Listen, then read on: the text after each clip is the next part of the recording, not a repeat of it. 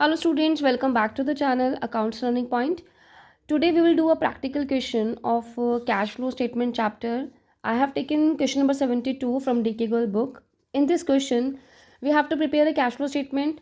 Balance sheet of BSR Limited is given in this question. On the liability side, equity and liabilities, shareholders fund and non-current asset and current liabilities are given. And main जो हमारा रहता है वो notes में रहता है, जो हमारी assets हैं, फिक्स एसेट्स हैं, टेंजिबल एसेट है जिसमें इक्विपमेंट गिवन है, opening balance and closing balance, और इनटेंजिबल एसेट हमें गुडविल गिवन है.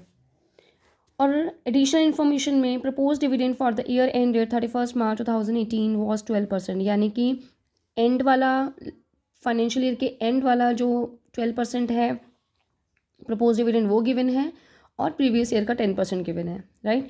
During the equipment costing rupees, जो 1,00,000 की इक्विपमेंट थी वो खरीदी गई हैं और सेल ऑफ द इक्विपमेंट जो है वो 12,000 है. 18,000 डेप्रिसिएशन चार्ज है इक्विपमेंट पर. राइट. सो पहले बिफोर जैसे हम ये क्वेश्चन सॉल्व करते हैं उससे पहले हमें वर्किंग नोट्स बनाने पड़ते हैं. एज यू नो कि वर्किंग नोट्स बहुत इंपॉर्टेंट हैं कैश फ्लो स्टेटमेंट के लिए, जिसमें हमें पहले एक इक्विपमेंट अकाउंट बनाना पड़ेगा. राइट. इसमें हमें तो स्टूडेंट्स क्वेश्चन को स्टार्ट करते हैं. कैश फ्लो स्टेटमेंट मैंने फॉर्मेट बना लिया है for the year ended 31 March 2018. तो उससे सबसे पहले जैसे हमें cash flow from operating activities निकालना है, तो इसके लिए सबसे पहले हमें चाहिए होगा net profit before tax, before taxation and extra ordinary items. उसके लिए हम वर्किंग नोट बनाएंगे. तो यहाँ हम निकालेंगे net profit before taxation and extraordinary items.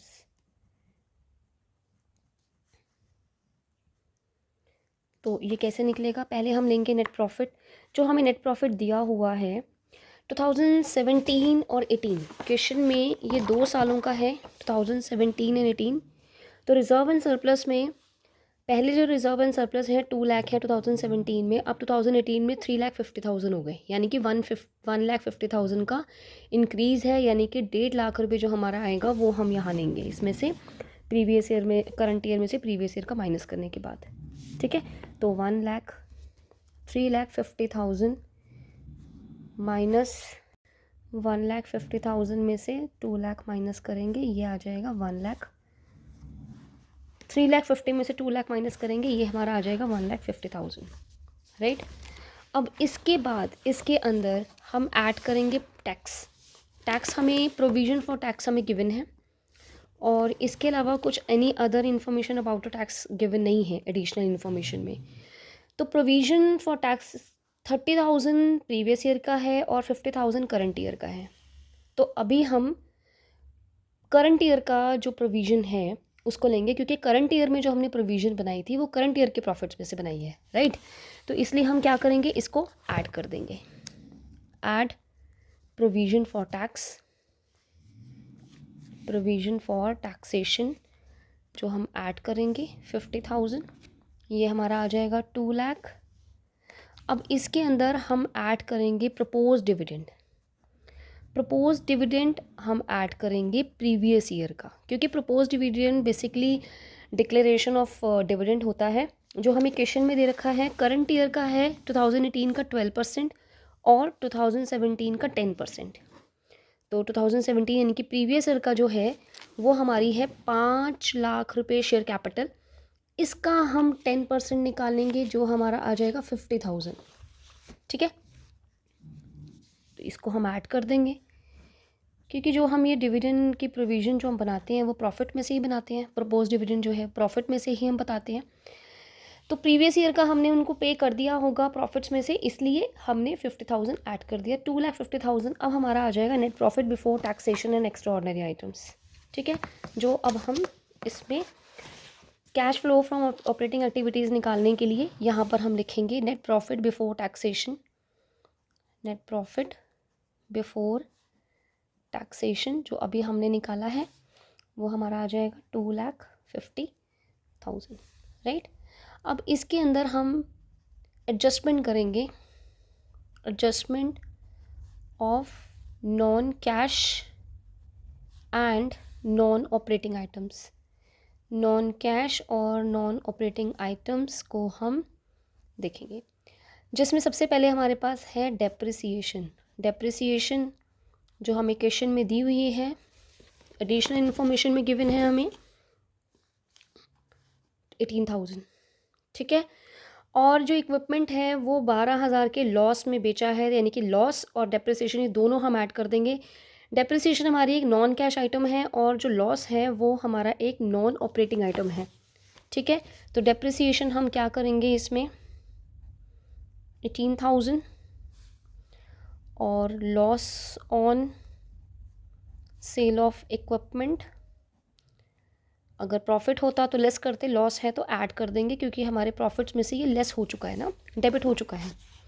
अब इसके बाद हमें यहाँ गिवन है कि पहले हमारी जो गुडविल थी 1 लाख, अब 95,000, यानी कि 5,000 का डिक्रीज़ हुआ है। इसको हम बोलते हैं गुडविल रिटर्न ऑफ। हम यहाँ लिखेंगे गुडविल रिटर्न ऑफ। ये भी हमारी एक नॉन ऑपरेटिंग आइटम है। अगर यही हमारा गुडविल में इंक्रीज़ होता तो वो हमारी परचेज ऑफ गुडविल होती, जो हम उसको इन्वेस्टिंग एक्टिविटी में डालते हैं, ठीक है। अब यहाँ पर ये हमारा आ जाएगा 35,000।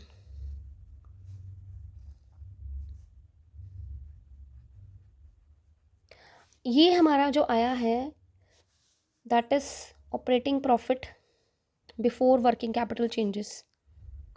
Operating profit before working capital changes. अब वर्किंग कैपिटल चेंजेस से पहले इसके अंदर क्या किया जाएगा, अगर हमारी असेट में इंक्रीज़ है, करंट असेट में इंक्रीज़ है तो हम उसको लेस करेंगे, और करंट एसेट में डिक्रीज़ है तो ऐड करेंगे। उसी तरह का उल्टा जैसे कहते हैं कि करंट लायबिलिटीज़ में इंक्रीज़ होगा तो ऐड, और करंट लायबिलिटीज़ में डिक्रीज़ होगा तो लेस। तो जैसे करंट लायबिलिटीज़ जो हैं वो 1,05,000 से 1,20,000 हो रहे हैं, 22,000 हो रहे हैं, यानी कि करंट लायबिलिटी में इंक्रीज़ हो रहा है, तो हम इसको क्या कर देंगे add. Increase in trade payable, increase in trade payable जो हमारा है 17,000, ठीक है। अब इसमें करंट एज लायबिलिटी में और कुछ नहीं है। करंट असेट में देखेंगे, करंट असेट में इन्वेंट्री है जो इंक्रीज़ हो रहा है, लेस करेंगे। ट्रेड रिसीवेबल है जो इंक्रीज़ हो रहा है, ये भी लेस करेंगे, यानी कि ऐड करने के लिए सिर्फ इतना ही था।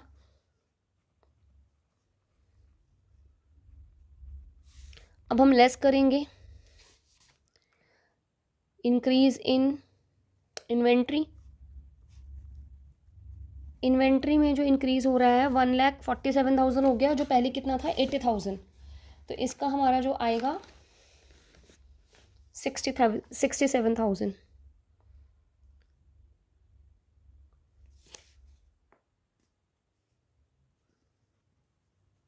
ठीक है। और ट्रेड रिसीवेबल है, ये ट्रेड रिसीवेबल में इंक्रीज़ है। अब इंक्रीज़ इन इन्वेंट्री जो हमारा है 1,55,000 से 1,30,000, यानी कि 75,000, ठीक है। और कुछ नहीं है इसके अंदर, इसको ऐड करके लेस हो जाएगा।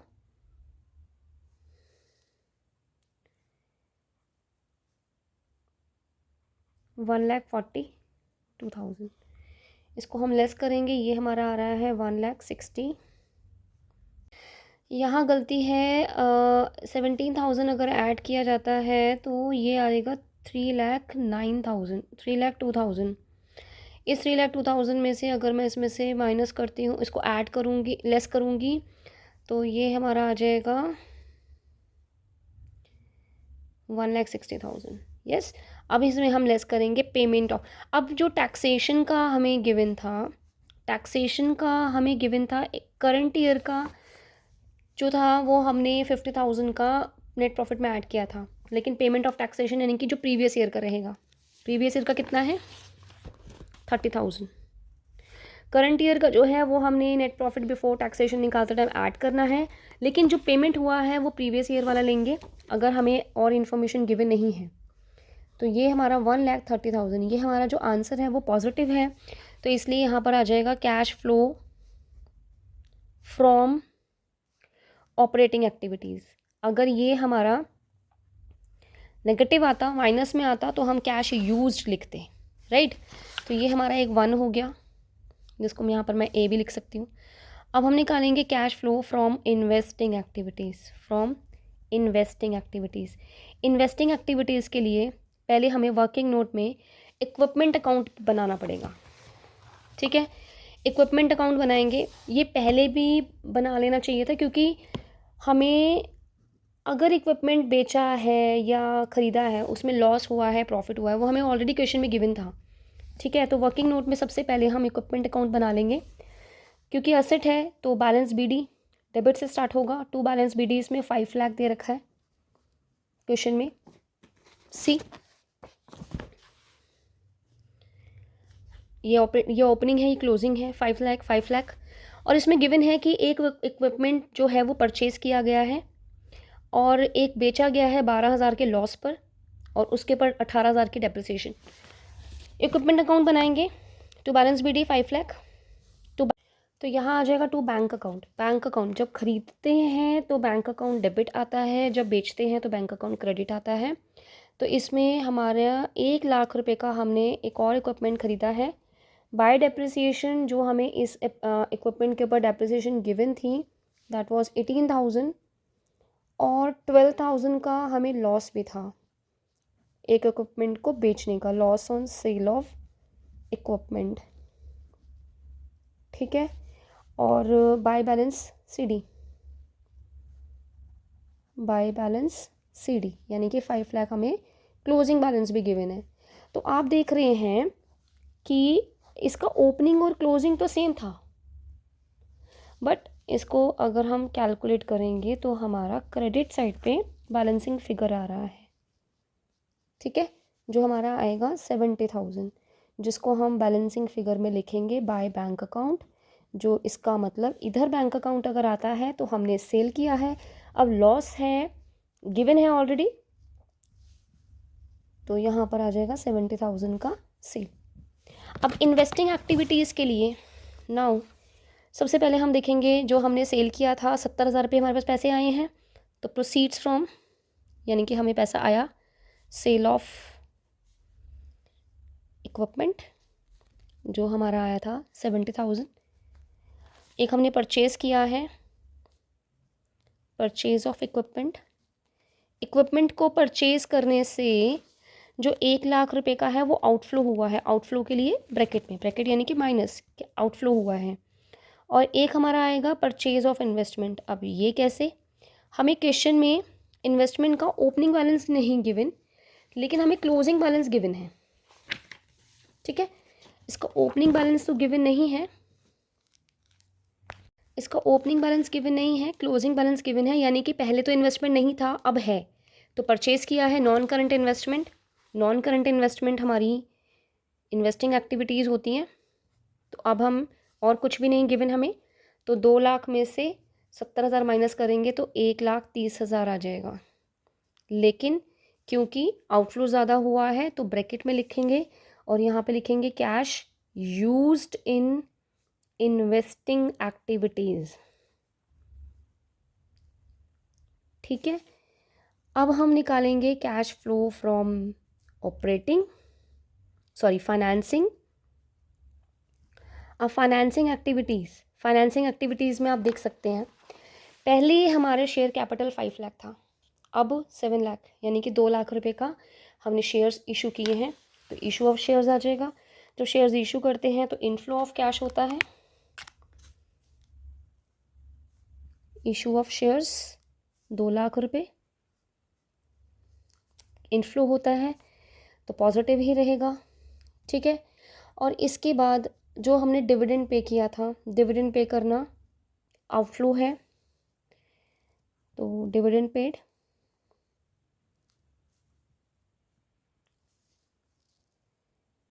लॉन्ग टर्म बोरविंग्स जो हैं, बोरविंग्स भी अगर हम करते हैं तो वो हमारी फाइनेंसिंग एक्टिविटी होती है, क्योंकि फाइनेंसिंग एक्टिविटी यानी कि पैसा, एक कंपनी पैसा कहाँ से ले सकती है, कलेक्ट कर सकती है, शेयर्स इशू करती है, लोन लेती है, ठीक है।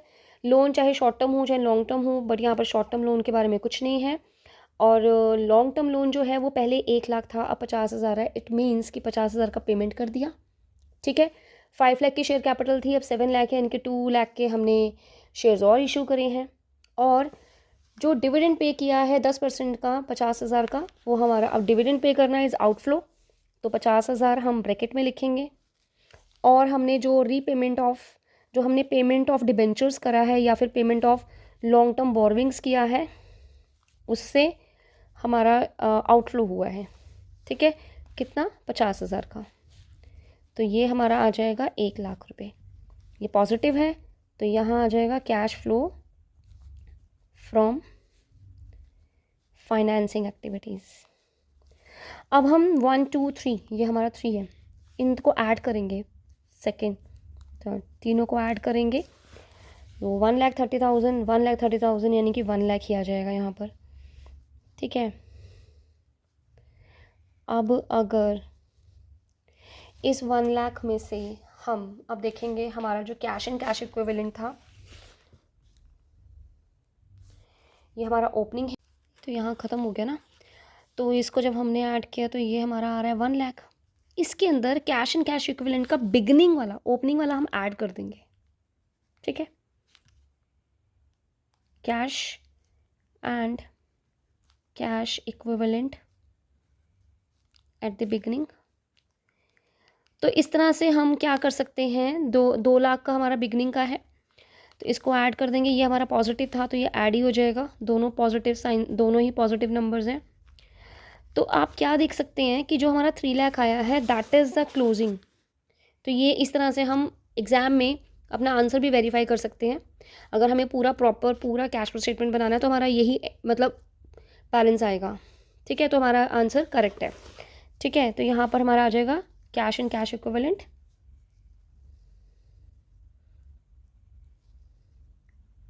Eight the end of year, यानी कि अब इतना at the end of the year इतना पैसा हमारे पास होना चाहिए, राइट।